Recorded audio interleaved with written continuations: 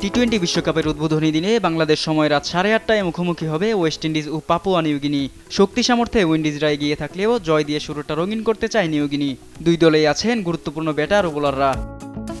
স্বাগতিক ওয়েস্ট ইন্ডিজে ব্যাটিংয়ে ভরসার নাম ব্র্যান্ডন কিং। ক্যারিয়ার জোরে 50 ম্যাচে 1309 রান তার, যেখানে গড় 29.75 ও স্ট্রাইক রেট 134.94। টি-20 আন্তর্জাতিক ক্যারিয়ারে 10টি 50 করায় ব্যাটার এখনও শতকের মুখ দেখেননি।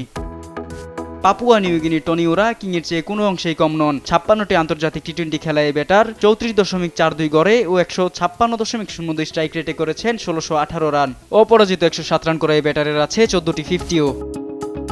বোলিংয়ে ওয়েস্ট ইন্ডিজের ভরসা হতে পারেন সহ অধিনায়ক আলজারি জোসেফ। বল হাতে 22 ম্যাচে 8.88 ইকোনমিতে নিয়েছেন 35টি উইকেট। তার সেরা বোলিং 40 রান খরচে 5 উইকেট। ক্যারিবীয়দের বিপদ হতে পারেন কাবুয়া মোরেয়া। ক্রিকেটের ছোট সংস্করণে 19 ম্যাচে তার উইকেট 32টি, ইকোনমি 7.22। ক্যারিয়ারে তার সেরা বোলিং 9 রানে 5 উইকেট। শাহাদাত কিফাত, স্পোর্টস ডেস্ক, দেশ টিভি।